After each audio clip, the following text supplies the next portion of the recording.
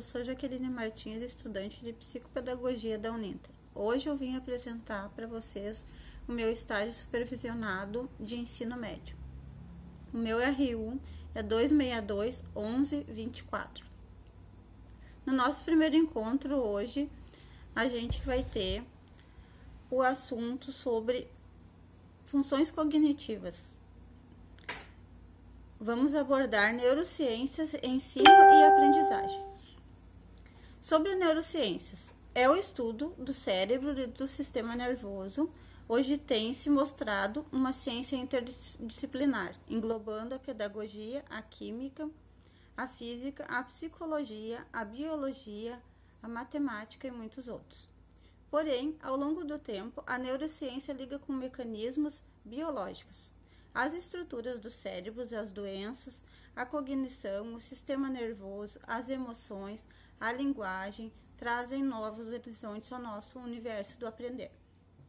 Em relação à história da evolução desta ciência, nós temos registros pré-históricos, ou seja, milhões de anos atrás, os ancestrais já têm tido dados e indícios de pesquisas de compreensão do nosso cérebro, o encéfalo. Por exemplo, temos na figura 1 o crânio, que passou por um processo cirúrgico há mais de 7.000 anos.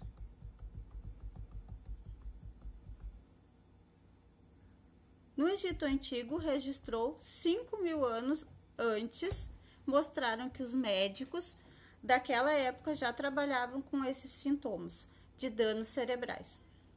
Para eles, o cérebro era um depósito de memórias. Na Grécia Antiga, no século IV a.C., o cérebro era um órgão de sensações para Hipócrates, 469 a 379 a.C. Acreditava-se que o cérebro era um órgão responsável pelas sensações, mas também era relacionado à inteligência. Também relacionado ao comportamento, ou seja, ele poderia modificar ao longo do tempo. Na época do Império Romano, o médico galego, 384 a 322 a.C., ele concordava com Hipócrates.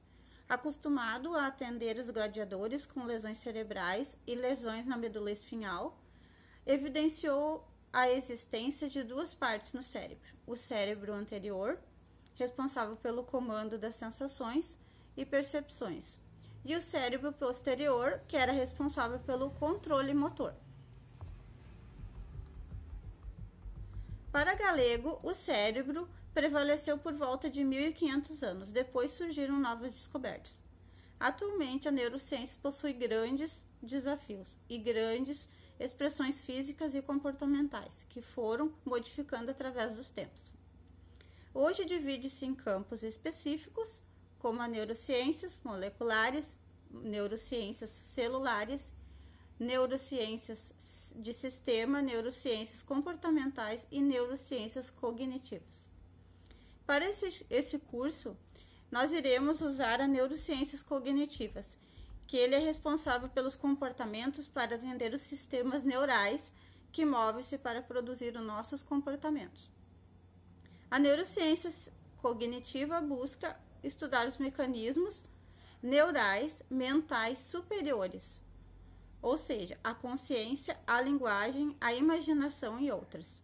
Ou seja, a atividade cerebral produz atividade mental. Como visto na figura 2, o cérebro e suas estruturas corticais: lobo frontal, parietal, occipital e temporal. O lobo frontal se localiza na frente, o lobo temporal nas laterais, parietal em cima da cabeça, junto com o sulco central, lobo occipital, sulco lateral e o cerebelo logo lá embaixo. A neuropsicologia. A neuropsicologia é a ciência que estuda a relação entre o cérebro e o comportamento. O funcionamento cognitivo nos indivíduos também se refere ao desenvolvimento normal. Assim, nos quadros clínicos, podemos investigar. Podemos citar ainda muitos casos de evidências científicas de uma lesão no lobo central, que ocasiona, por exemplo, o caso de Phineas Cage, 1823, a 1860, foi um caso muito importante na história. Havia um homem em que trabalhava numa ocasião dinamitando um rochedo na estrada de ferro, quando Phineas Cady, que era funcionário encarregado de vazar pólvora no buraco aberto na rocha, quando houve uma grande explosão e uma barra de ferro atingiu ele, aproximadamente 1,5 metros, e entrou no crânio de Phineas, perfurando suas bochechas. Na hora do acidente, ele teve uma perda de consciência, teve convulsões, mas logo ele se recuperou. Inacreditavelmente, ele sobreviveu naquele acidente. Porém, ao passar dos anos, Phineas, ele apresentou um comportamento diferente, tornando-se uma pessoa difícil e grosseira, desrespeitosa com os outros e agia sem pensar. Tornou-se uma pessoa oposta do que ele costumava ser antes do acidente. Na figura 3, nós apresentamos a foto do Phineas depois do acidente. Além desse caso de Phineas, houve outras descobertas de Paul Broca e Carl Wernicke, que descobriram déficits de linguagem em pacientes de lesões cerebrais do lado esquerdo do cérebro, a afasia de Broca e a afasia de Wernicke.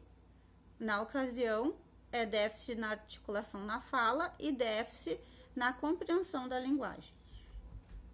A neuropsicologia e a educação atuam nessa área e vem se desenvolvendo gradualmente. Tem sido vista possibilidades, conhecimentos advindo da neuropsicologia na área da educação, pois hoje é possível haver uma intervenção dessas áreas com o desenvolvimento do aprendizado infantil.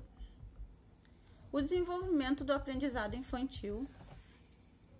O cérebro infantil ele é formado por 100 milhões de células nervosas, chamadas de neurônios.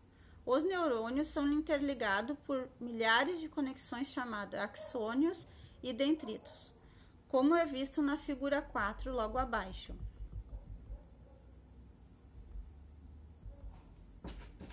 Ali está a figura dos neurônios, né? E suas estruturas, como o núcleo, os dendritos, os axônios, interligados ali. Essas raizinhas são os dendritos. Aí mais abaixo nós temos os axônios.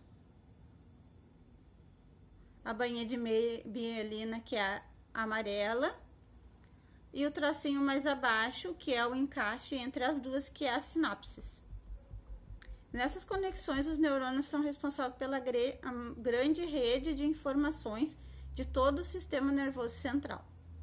Ou seja, quando a criança realiza uma atividade cognitiva, o seu cérebro ativa determinados grupos de sinais elétricos e químicos, que transmitem informações do neurônio para o outro, fazendo conexões chamadas sinapses.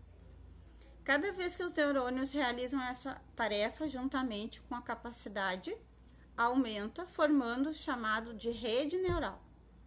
Desse modo, a maneira que são ativadas essa atividade ao longo da aprendizagem significa tomar novas conexões e se organizar as conexões, reforçando as redes cerebrais. Assim, esse ambiente está propício ao desenvolvimento de novas sinapses no cérebro da criança. Por isso dizemos que o desenvolvimento infantil é muito importante nos primeiros 5 anos de vida, porque no caso seria o período em que a criança é mais estimulada e consequentemente é propício ao aprendizado. Esse processo é chamado de neuroplasticidade, que é a capacidade do cérebro de transformar as novas sinapses constantes ao longo da vida da criança. Por isso dizemos que é importante que o ambiente que a criança esteja seja propício, pois a boa estimulação cognitiva, de maneira formal no contexto escolar ou informal através de interações vividas pela criança, seja de suma importância para o seu cérebro. Passe por grandes constantes no processo de estimulação e remodelação e reestruturação dessa atividade cognitiva. A estimulação cognitiva infantil. No momento atual, é muito importante a educação formal para o desenvolvimento cognitivo infantil, pois os professores na prática trabalham com o cérebro. Estratégias são utilizadas diariamente para contribuição cognitiva infantil, ou seja, a prática direta com todo tipo de aprendizagem. O professor atua nas transformações neurobiológicas e produz o aprendizado. Porque a estimulação é importante?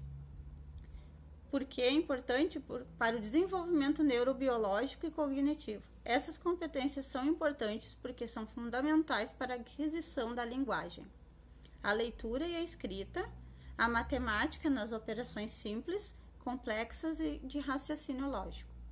Tudo isso requer execução no processo cognitivo, específicos como atenção, memória de trabalho e funções executivas. Entre outras estratégias que estimulam os processos como o raciocínio, capacitação de organização, o planejamento, o automonitoramento e a tomada de decisões. Para os professores, um maior conhecimento sobre esse desenvolvimento das funções cognitivas pode estimular as capacidades e incentivar mais o ensino e aprendizagem. E hoje terminou o nosso primeiro encontro. Muito obrigada a todos.